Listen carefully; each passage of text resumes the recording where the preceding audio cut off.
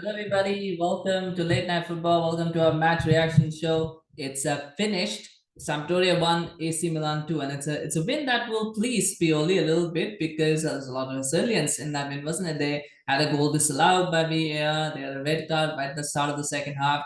Got picked back to an equalizer. But they still show a lot of courage, a lot of heart, determination to not just hold off, but then to also go and win the game despite being down to 10 men. So it's a result that will please Pioli. The performance, there's things that need to be improved in that performance, and I think that is something. I mean, it's a difficult place to come to. Sampdoria, not an easy place to go. It's a away game. You've got to really fight, and they had to fight, and it wasn't a free flowing performance. It probably wasn't expected as well. And you got to give credit to the opposition as well. In some ways, Sampdoria had a difficult start, but they gradually grew into the game. And sometimes you just got to go, well, we got the 3 points, and that's what matters. I think that is the way they'll look at it. The Milan goal, the first goal was really well done. I mean, Rafa Leao, what a game he had, didn't he? What a strange game that he had. But that opening run was brilliant for me. Just it's a nice little counter attack, and he gets the ball. He goes past a couple of players, something that he's been doing quite a lot. What is the aside note, we're blessed with so many good left wingers now. We've got Vinicius, we've got Rafael Leao, we've got Fati as well at Barcelona. You've got well, Dembele and Rafinha for the right wingers, but then you've got possibly Marcus Rashford might be getting back into form as well. Not I'm putting him in that bracket. Kylian Mbappe, when he plays as a left winger, he looks pretty good as well. Neymar, of course, is also there. They've got a lot of good left wingers right now, and I'm sure they're missing a few. I mean, Raheem Sterling as well. City, of course, have Phil Foden when he plays there. Sometimes he plays on the right, but usually when he plays on the left, I think he looks good as well. So you kind of Luis Diaz as well, at Liverpool as well. So you've got quite a few good left wingers around. But that run was good from the side right there. But there was a good run. Pulls the ball back to Giroud, who tries to cut it back to Leao, but there's a bit of a deflection. The ball falls to Junior Messias, and he scores, and that's a nice finish.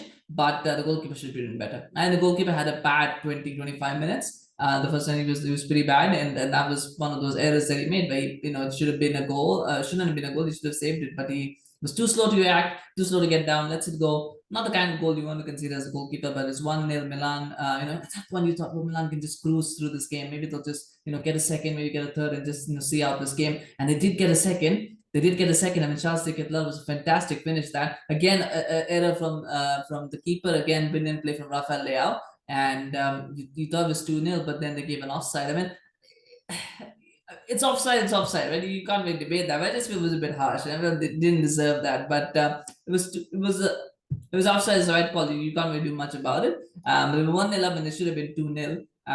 And then you always wonder at 1-0 you feel that the opposition has a chance. You got to try to kill the game off, and they didn't do that in the first half. And come the second half, and then that moment from Rafael Leao got a yellow card in the first half and goes to an overhead kick. Now I am torn in the fact that it was not. I mean, it was set as a dangerous play, but he's trying to go for an overhead kick. I don't think he sees the player coming, and he's trying to hit the ball. The question is then, do we start saying that overhead kicks are not allowed? Because that's going to happen, right? That these kind of things will happen. So how do you minimize that? I'm not sure. I'm not debating the decision. I'm not saying whether it's right or wrong. I'm just trying to think, is there a middle ground where you don't kind of take out the magic of the game, right? If people start getting yellow carded for overhead kicks, we might not see them, but we love seeing them as fans, don't we? When they come off, they look spectacular. But if you don't try it, you don't get it. So I just felt that was a little bit harsh on that front. But I mean, it was he caught the player. The player was injured. It had to be a yellow card. It had to be a second yellow, and then had to be a red. So that's what it is. And Rafael Leao doing so well in the first half. It has to go off. And Milan is suddenly from cruising at 1-0 to now hanging on a little bit, to getting a little bit damaged, to being scared, and then Sampdoria did get that goal. It was a brilliant goal from Duricic again. It's a nice pass. The cross was really good, but Duricic makes the most of it. That header is not easy to execute because he's actually almost level with the goal. So he's got to flick it. He's got to flick it towards the goal. He's got to make sure that he's got to keep it on the same height. Because if it's too low, Maignan catches it. If it's too high, it goes over. So he's got to get the right sort of elevation, sort of right height on it. He does get it. It's a fantastic header. It's one of those good ones to watch again. When they come off, they look really, really good, and it came off that time look fantastic. 1-1. We thought maybe Sampdoria can win it. They're at home. The crowd is behind them. They need 3 points as well. By the way, they're struggling in Serie, so they need 3 points. But for some reason, they just couldn't fashion chances. I mean, there was almost like they got the goal and they didn't know how to go for the win. Sometimes it happens when you have not won for a while. You kind of forget what it's like, and you can kind of forget what it's like to try to win. I mean, it almost felt like that because Milan kind of came back into the game a little bit, and then that handball happened. I actually thought that wasn't a handball. I mean, I looked at 2 or 3 angles and I thought that wasn't a handball, but then we saw the critical angle where we see the arm sort of popping out and he's blocking it. I was surprised he wasn't given a yellow or anything for that. I mean, it's a penalty, but it was the right decision. The penalty call was the right decision. The VAR takes from Milan and it gives it back to Milan. So it's Giroud and he converts 2-1. He always does that, doesn't he? Gets big moments. That's the guy you want. When he stepped up, he got made it 2-1. And suddenly the game has now come back to Milan, and then they see it out. I was a bit surprised again. Sampdoria didn't do a lot.